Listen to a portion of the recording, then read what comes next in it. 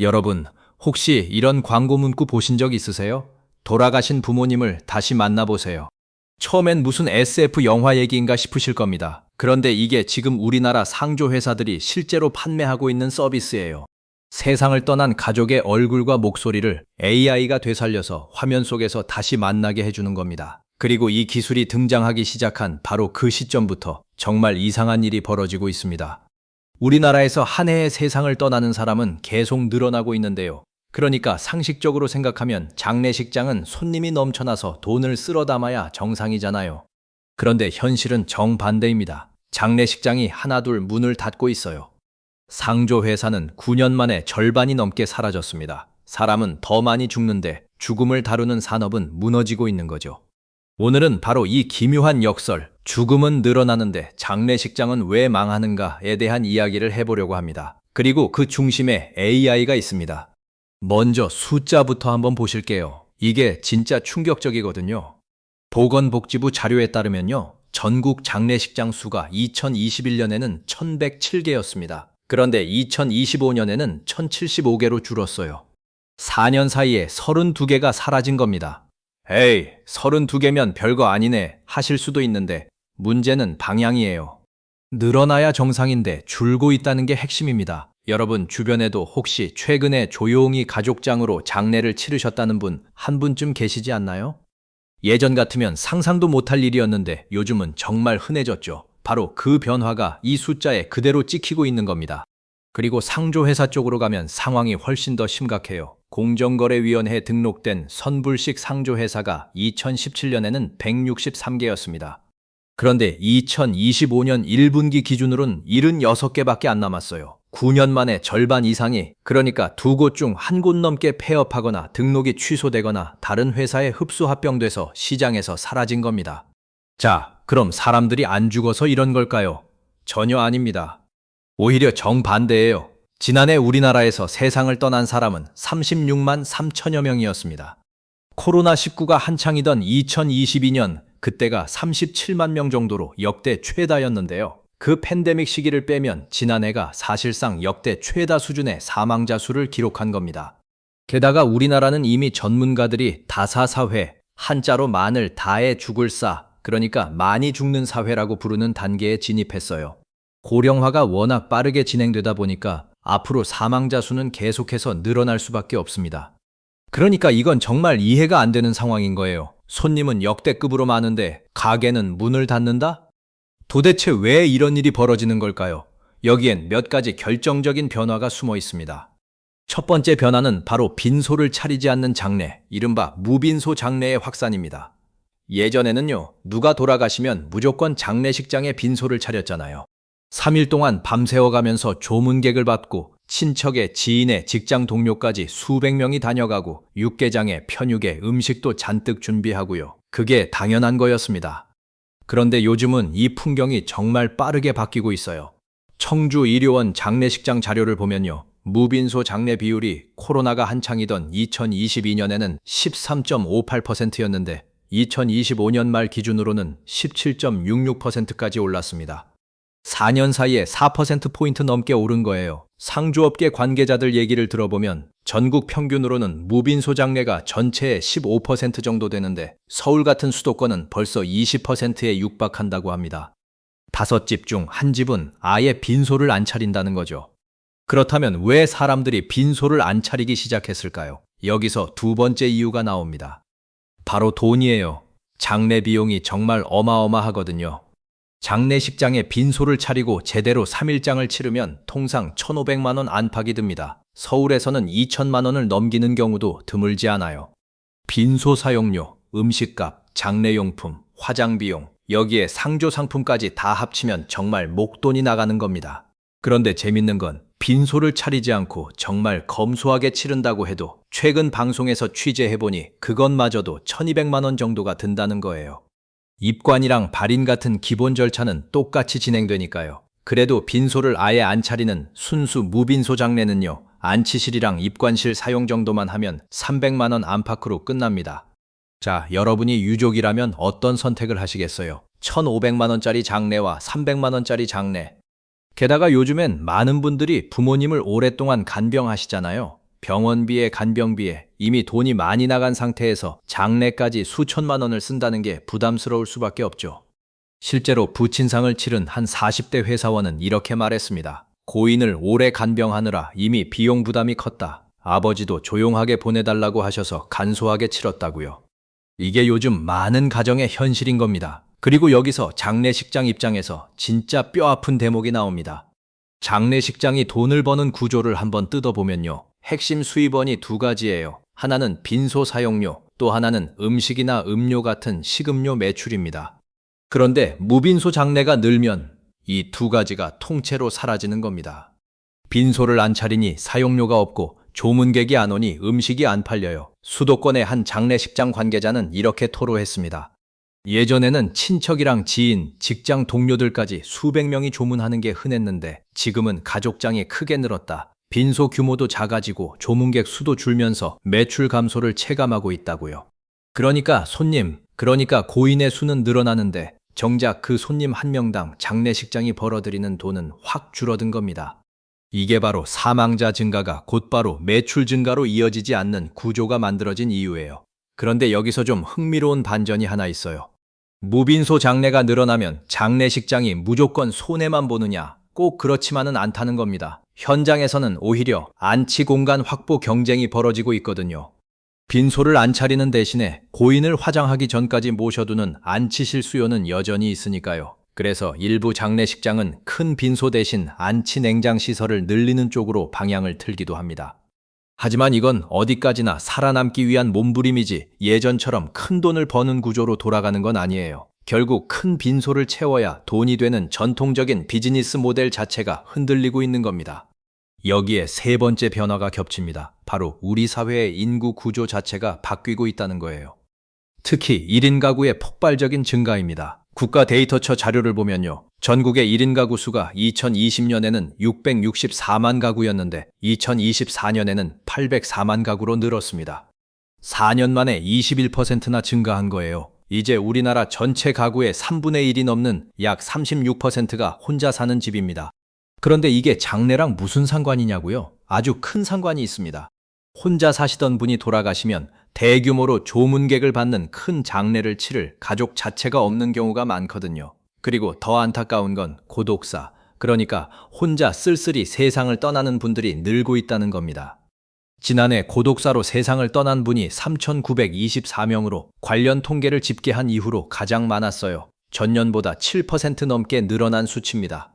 이런 분들 중에는 연고자, 그러니까 장례를 치러줄 가족이 없는 무연고 사망자도 상당수예요. 이 경우엔 지자체가 나서서 공영장례라는 최소한의 형태로 치르게 됩니다.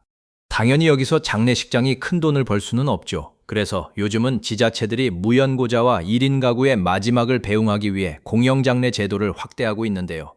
이것 역시 전통적인 장례 산업의 파이가 줄어들고 있다는 또 하나의 신호인 셈입니다. 자, 그런데 상조회사가 이렇게 무더기로 문을 닫으면 또 다른 심각한 문제가 생깁니다.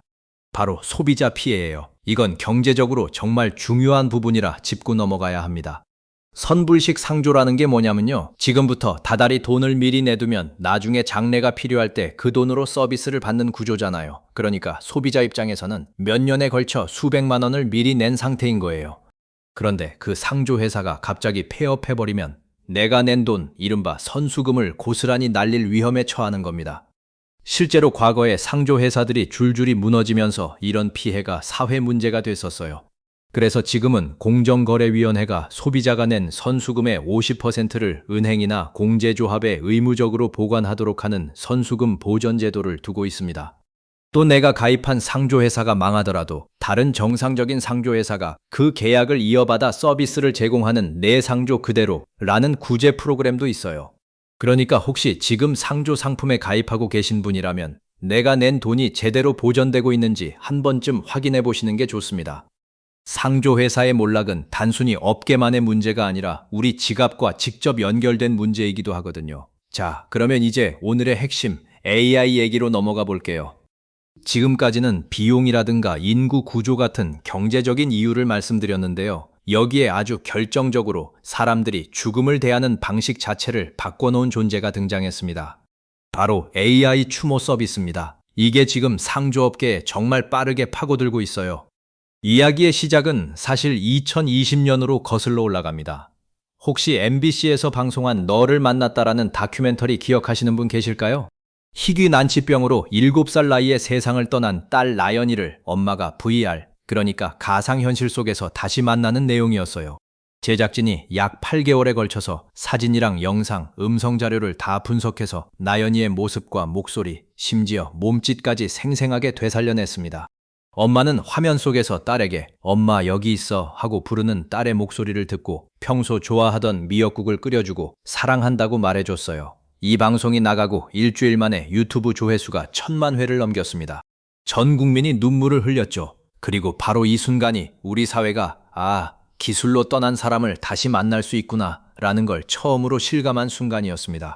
그로부터 몇 년이 지난 지금 이 기술은 다큐멘터리 속 이야기가 아니라 실제로 사고 팔 수 있는 상품이 됐습니다. 2022년에 딥브레인 AI라는 회사가 리메모리라는 서비스를 내놨는데요. 살아계실 때 부모님과 인터뷰를 진행하고 그 얼굴과 목소리, 표정을 다 데이터로 만들어서 AI 휴먼, 그러니까 가상인간으로 구현하는 겁니다.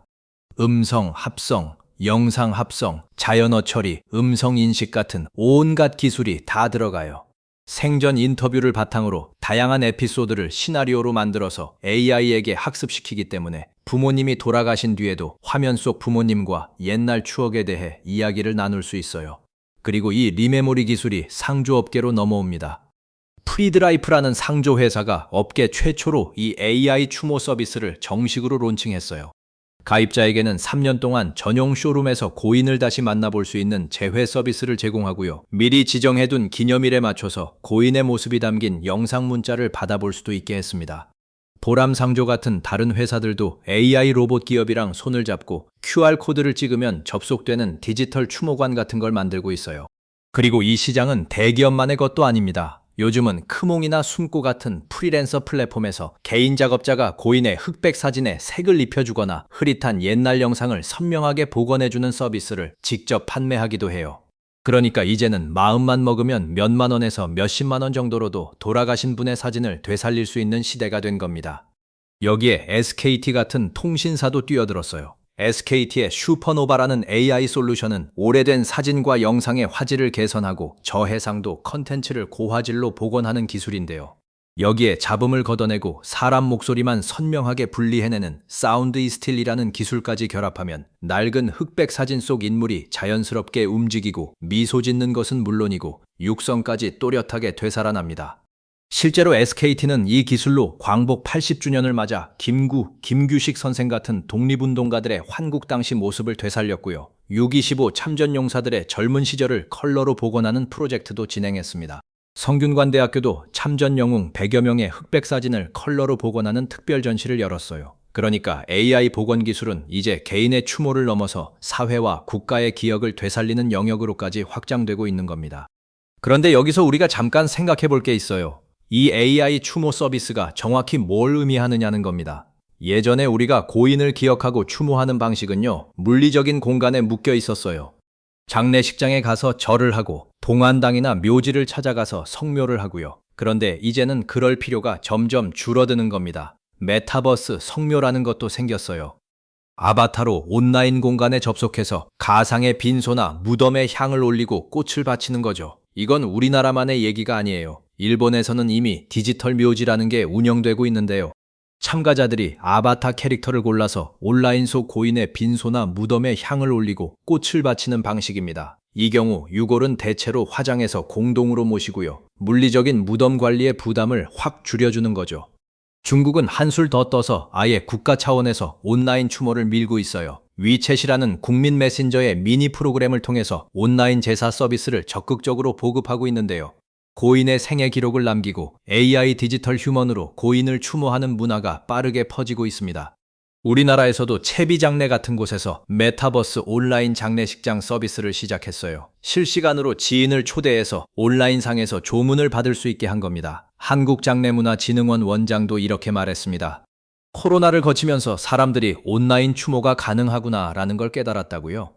자, 이 지점에서 앞서 말씀드린 모든 퍼즐 조각이 딱 맞아 떨어집니다. 비용이 부담스러워서 무빈소 장례를 택하고 1인 가구가 늘어서 큰 장례를 치를 가족이 줄고 코로나를 거치면서 간소한 장례가 자연스러워지고 여기에 더해서 이제는 굳이 큰돈 들여 장례식장에 빈소를 차리지 않아도 AI랑 온라인으로 얼마든지 고인을 추모할 수 있다는 인식까지 퍼지고 있는 겁니다.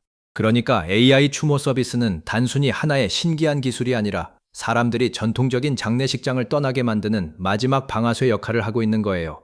물리적인 장례식장의 필요성 자체를 뿌리부터 흔들고 있는 겁니다. 그래서 저는 오늘 이 현상을 AI가 바꿔버린 장례식장의 몰락이라고 부르는 거예요. 그런데 말이죠. 이 이야기가 마냥 기술 좋다, 편하다로만 끝나지 않는다는 게 중요합니다. AI로 고인을 되살리는 이 기술에는 아주 무거운 그림자가 함께 따라오거든요. 전문가들은 이걸 두고 데드봇 혹은 그리프봇이라고 부르는데요. 데드봇은 세상을 떠난 사람이 남긴 문자, 음성 기록, SNS 게시물 같은 걸 AI가 학습해서 마치 그 사람이 살아있는 것처럼 대화하는 챗봇을 말합니다. 그리움을 달래려는 유족들이 쓰기도 하고 시한부 판정을 받은 분이 남겨질 가족을 위해 미리 만들어두기도 해요. 얼핏 들으면 정말 따뜻한 기술 같죠. 사실 이런 상상은 예전부터 있었습니다. 영국 드라마 블랙미러에는 세상을 떠난 연인을 AI로 되살리는 에피소드가 나오는데요. 처음엔 위로가 되는 것 같지만 결국엔 진짜와 가짜 사이에서 주인공이 극심한 혼란과 고통을 겪는 내용이었어요.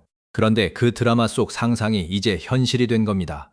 그리고 영국 케임브리지 대학교 연구팀이 이 기술에 대해 아주 강한 경고를 내놨습니다. 연구팀의 핵심 지적은 이거예요. 이 데드봇이 유족의 정상적인 애도 과정을 오히려 방해할 수 있다는 겁니다. 우리가 사랑하는 사람을 떠나보내면 슬프지만 그 슬픔을 받아들이고 조금씩 앞으로 나아가는 과정이 필요하잖아요. 그게 건강한 애도인데요. 그런데 AI가 고인의 모습으로 계속 말을 걸어오면 유족이 그 죽음을 온전히 받아들이지 못하고 계속 과거에 붙들려 있을 수 있다는 거예요. 특히 이 서비스를 아이들이 사용할 경우엔 위험이 훨씬 커진다고 경고했습니다. 세상을 떠나기 전에 부모가 남겨질 아이를 위해 데드봇을 만들어두는 경우가 있는데요. 좋은 의도로 만든 거지만 오히려 아이의 정상적인 애도를 방해하고 심리적 상처를 남길 수도 있다는 겁니다. 연구팀은 어떤 서비스도 아이들이 데드봇과 소통하는 게 정말로 아이에게 이롭다는 걸 증명하지 못했다고 지적했어요. 그리고 더 무서운 건 상업적인 악용 가능성입니다. 연구팀은 만약 어떤 비윤리적인 기업이 이 데드봇을 돈벌이 수단으로 삼는다면 어떻게 될지를 우려했어요. 예를 들어 돌아가신 어머니의 모습을 한 AI가 유족에게 갑자기 광고 메시지를 보낸다거나 서비스 약관이 변경되었습니다 같은 알림을 고인의 얼굴로 보낸다고 상상해 보세요. 유족 입장에서는 마치 세상을 떠난 가족에게 디지털 스토킹을 당하는 것 같은 엄청난 심리적 충격을 받을 수 있다는 겁니다. 그래서 연구팀은 일정 기간이 지나면 데드봇을 더 이상 못 쓰게 하는 은퇴 절차, 그러니까 일종의 디지털 장례를 만들거나 아예 성인만 쓸 수 있게 제한하는 규제가 필요하다고 강조했어요. 논문 저자 중 한 분은 이 분야를 두고 현재 윤리적 지뢰밭이라고 표현했습니다. 망자의 존엄을 최우선에 두고 이 기술이 돈벌이 때문에 악용되지 않도록 해야 한다는 거죠. 이건 우리나라에서도 이미 법적인 논의가 시작되고 있는 문제예요. 고인을 이용한 AI 산업에서 침해될 수 있는 권리들이 있거든요. 학계에서는 세상을 떠난 사람, 그러니까 사자의 헌법상 권리를 이야기합니다. 프라이버시권, 그리고 자신에 대한 정보를 스스로 결정할 권리인 개인정보 자기결정권, 또 이칠 권리, 그리고 인간의 존엄과 인격권 같은 것들이요. 생각해보면 당연한 문제예요. 돌아가신 분이 나를 AI로 되살리는 걸 원치 않는다고 생각하셨을 수도 있잖아요. 그런데 유족이나 기업이 마음대로 그분의 데이터를 학습시켜서 되살린다면 그건 고인의 뜻을 존중하는 걸까요? 아니면 침해하는 걸까요? 이건 정말 답을 내리기 어려운 문제입니다. 기술은 이미 저만치 앞서 나가 있는데 우리 사회의 법과 윤리 그리고 마음의 준비는 아직 그 속도를 따라가지 못하고 있는 거예요. 그러니까 우리는 지금 아주 묘한 갈림길에 서 있는 겁니다. 한쪽에서는 전통적인 장례식장이 무너지고 있어요. 비용 부담, 1인 가구 증가, 간소한 장례 문화, 그리고 AI와 온라인 추모의 확산이 겹치면서요. 사망자는 역대급으로 많은데도 장례식장은 문을 닫고 상조회사는 9년 만에 반토막이 났습니다. 다른 한쪽에서는 AI가 고인을 되살리는 완전히 새로운 추모 시장이 열리고 있어요. 화면 속에서 돌아가신 부모님과 대화를 나누고 메타버스에서 성묘를 하고요. 하지만 그 새로운 기술에는 애도를 방해하거나 고인의 존엄을 해칠 수 있다는 아직 우리가 답을 찾지 못한 윤리적 숙제가 함께 따라오고 있습니다. 결국 오늘 이야기의 핵심은 이겁니다. 장례식장의 몰락은 단순히 어느 업종 하나가 어려워지는 이야기가 아니에요. 이건 우리가 죽음을 대하는 방식, 그리고 떠난 사람을 어떻게 기억할 것인가 라는 아주 근본적인 질문이 통째로 바뀌고 있다는 신호입니다. 수백 명이 모여 밤새 함께 슬퍼하던 그 왁자지껄한 장례식장의 풍경은 이제 조용히 저물어가고 있어요. 그 자리를 가족끼리 조용히 치르는 작은 이별과 화면 속에서 되살아난 AI가 채워가고 있습니다. 생각해보면 참 아이러니하죠. 기술이 발달할수록 우리는 떠난 사람을 더 생생하게 붙잡을 수 있게 됐는데, 정작 그 사람을 함께 떠나보내며 슬픔을 나누던 공동체의 공간, 그러니까 장례식장은 사라져가고 있으니까요. 과연 이게 더 나은 방향일까요? 아니면 우리가 뭔가 소중한 걸 잃어가고 있는 걸까요? 이건 정답이 있는 질문은 아닐 겁니다.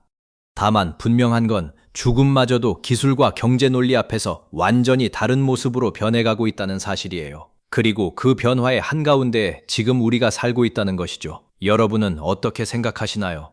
만약 사랑하는 가족이 세상을 떠난다면 AI로 되살려서 다시 만나보고 싶으신가요? 아니면 그건 오히려 마음을 더 아프게 하는 일일까요? 그리고 훗날 여러분 자신의 마지막은 어떤 모습이길 바라시나요?